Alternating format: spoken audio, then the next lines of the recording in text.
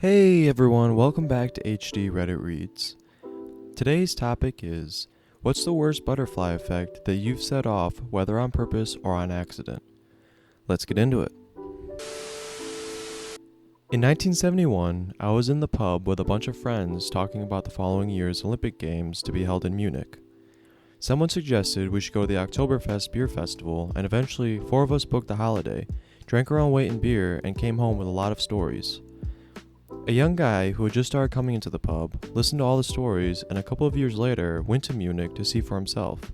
Fell in love with the German culture, cuisine, and the ambience of the place. 20 years later, after the failure of his marriage, he went to live in Germany. Hooked up with a Fraulein, and I used to visit him every year until he was killed in a car crash in 1998. And I still sometimes wonder about the effect of the first trip to Munich.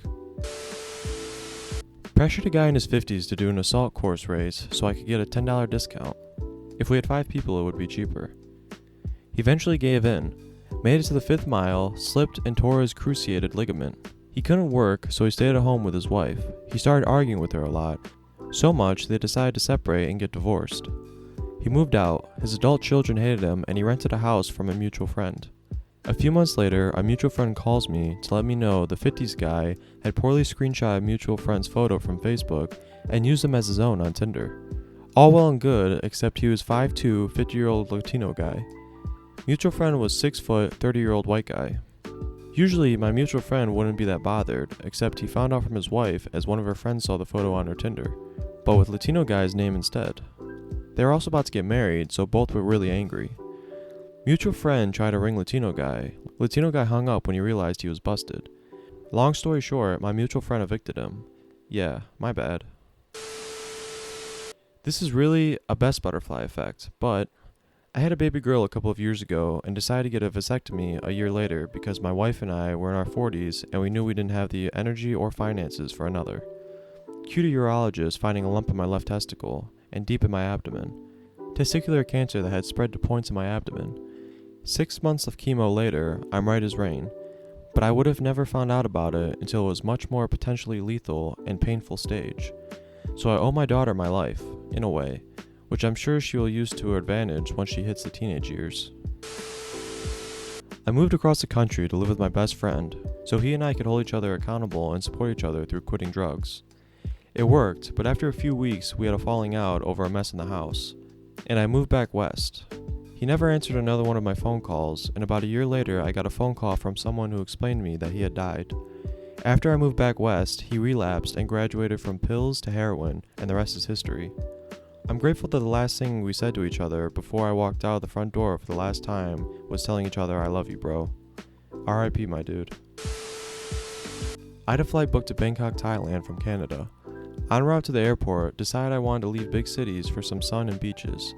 Booked a flight to Phuket before departure, and upon arrival took a ferry to Koh Phi Phi. Met this beautiful girl the next morning and had a deep conversation. Never thought I'd see her again as she was leaving. Ran into her before she left the island to find out she was staying for another night by herself. Fell in love when we were still together 3 years later. Never expected that. One night, I decided to get drunk instead of studying in college. Went out with a few friends who I convinced to go out with us. One friend meets a girl that he ends up falling in love with. So he moves out of my buddy's apartment, leaving a spot open the next year that they need to have subleased. Ends up being a girl who wants to get in his apartment. I see her a lot since she lives with my buddies. I start dating her. It leads to the worst, most destructive, manipulative 2 years of my life, where she leaves me 2 months before the wedding for another man and took all my money. Had to move back home and start my life over with my parents, all because I wanted to get drinks one night. Me spotting a weird light outside my window led to me becoming homeless a couple years later. Saw a weird light outside of our house one night. Told mom. It turned out to be my dad calling his mistress. Divorce. Mom gets sole custody. Some time passes. My mom is ready to move on and reconnects with an old boyfriend. They decide to go on a trip together. He and my mom end up in a car accident. She dies. I'm just about to turn 18, so I can't go into foster care, and my extended family takes her shit and ditches me. Homeless. It's really weird to think of it this way. I do wonder what would have happened to me, or to her, if something in there had gone differently. I have a few of these incidents, but this one in particular really shifted my life in a pretty big way. I used to work for MLM when I was 19. I was doing really well within the organization and had a decent trajectory in terms of getting enough people on my team, which would have allowed me to earn 6 figures. I was stoked. Anyway, one night, me and a handful of coworkers went to a bar drinking and playing Golden Tee. The bar never carded me, so I had free reign there. One of my coworkers runs up to me and asks me if he can borrow my car, so he and another coworker could pick up beer at the store. To be honest, I have no idea what their endgame was, but I had a really sweet 1991 Toyota MR2 at the time, and I loved it. So, I asked him if he was drunk, and he assured me that he wasn't, so I gave him my keys. Cutscene to like 3 minutes later, and someone comes running into the bar from outside screaming, "OMG, they got into a wreck." So I run outside, and my coworkers had managed to wrap my effing car around a light pole in the parking lot. And there were 2 people in my car, which left 2 head imprints in my windshield. They effing totaled my car. Unfortunately for me, I only had liability insurance and my coworker was broke, so I was effed, no car, and I couldn't get to work. Now mind you, this was in 1999, so there are no Ubers or anything, and because I was having a hard time getting to work, I started running out of money. Finally, I had lost all my motivation to move forward with that job and find myself carless, jobless, and living in a friend's basement. 2 months later, I joined the Air Force, and it completely changed my life's trajectory. All because I trusted some dipshit with my car keys for 3 minutes. Crazy. Got a friend/former coworker a job at the office I worked at. Basically, she went from a part-time retail job to a full-time office job. Friend later turned on me, spread lies about me behind my back, tarnished my reputation, and later got me fired less than 4 months before my wedding. Most of the people I worked with were invited to the wedding and/or other events related to the wedding, and very few, except my closer friends, came because of the awkwardness. I guess you could also file this under no good deed goes unpunished. I sent my wife's lover chat log and hotel receipts to his mother. Thanks, Facebook. They live 2,000 miles from us, and after doing some digging into him, I realized that his mother was supporting him and his wife and 3 children. He's 44 years old. His mom kicked him out, but let his wife and kids stay. His wife divorced him, I divorced my wife, and he's living in his car. I'm not even upset about it. F my wife, F your life. I'm a big fan of this theory, as I believe a lot of major incidents can be traced back to one defining choice or action. A bad one that jumps out to the front of my brain.